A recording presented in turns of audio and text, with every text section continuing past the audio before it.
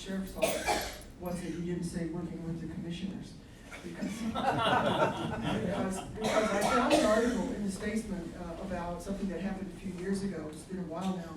But here's what it said. Here's the lead. Caldwell County Sheriff Daniel Law last month walked into a commissioner's court meeting looking for a fight.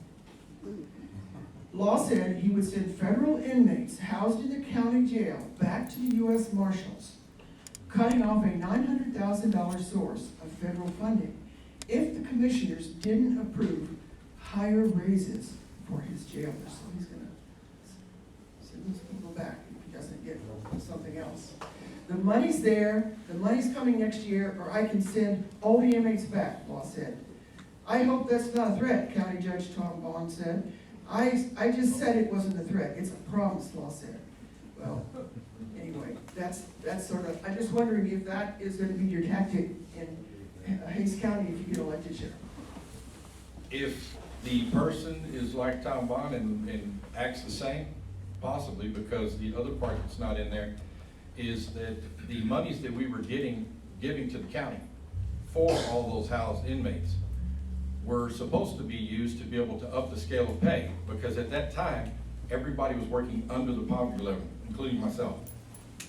I didn't care about me, but those people needed to be paid what they were worth so they could earn a living and not have to constantly have a revolving door of hiring and rehiring.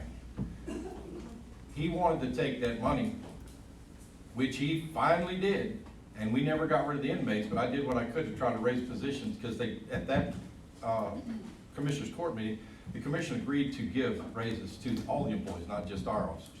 However, he wanted his name on a plaque at the Walmart that they were fixing to make a new judicial system, and that's what he wanted to spend the money for.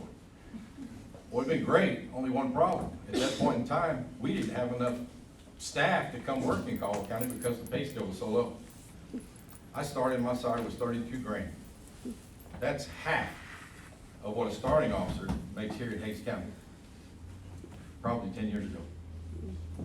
With that being said, yes, I was upset. And the reason why it came out that way is because he was attacking the other citizens that were in there that were working in all various positions in Caldwell County at that time. I think the first thing that Mr. Bond said that wasn't reported was, what is this, a pom-pom show? And he attacked a couple other elected officials, and I stepped up and said, I guess it's my turn, because I have the tact of being the person appointed to be the watchdog. Mr. Bond, and this is exactly what I said, please don't do that anymore. These citizens, you live off their blood, sweat, and tears. And I'm sorry, but you may not like this. Don't insult another person. I will take those inmates and get rid of them. So you can't play in your little cat box. Thank you. Any questions for the sheriff candidates? Here we go, right? Well, Sandra, go ahead. I probably don't need the microphone. Hold on one second, we're back here. Mr. Law? Yes, ma'am. But I do want to say, my sister just whispered over to you, saying that's something you would do on your story. But this is serious. My question was in my head before that story. And we recently had a threat. I'm from Uvalde, Texas, right? And I moved to Austin to go to UT and been here ever since then. But the shooting has changed my life to where I don't even aspire to ever run for political office. That's how traumatizing that was for me.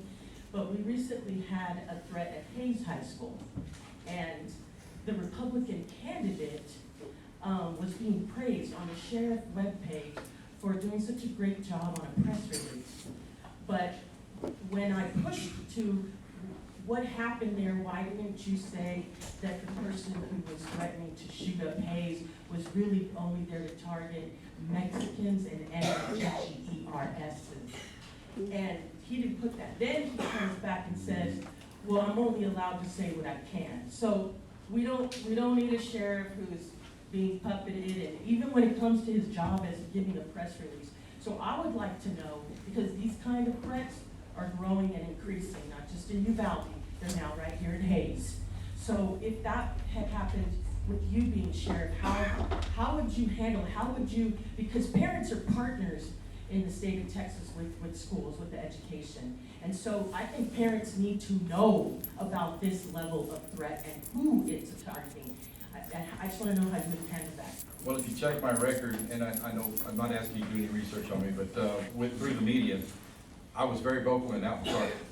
And I can guarantee you this, if somebody comes up and they start, issuing hate crimes as a means of what they're going to do in their violent act, it's gonna be touted all over them, they'll have to stand for that in court. As well as, I won't hide from it and tell somebody something different. We're supposed to tell the truth. We're in the position, as one of the highest elected officials, enforcing law in Hays County.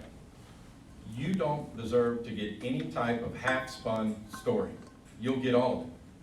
And if we do something wrong, I'm gonna be the first to tell you, and then promise you that that's the only promise you'll ever make, is I'm gonna do the best I can to make sure that doesn't happen again. But I can't guarantee it won't. There are a lot of people in the family that make up Hays County, as far as the government is concerned, as well as the sheriff's office. We have to be vigilant, and I can guarantee you this, I am firm, very firm with what I do. I've arrested my own peace officers, I arrested that county judge.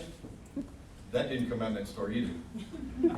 And with that being said, he also assaulted me in Commissioner's Court, which then I went ahead and used the amount of force necessary to stop the effective assault on my position, on my person rather, which was not good for him.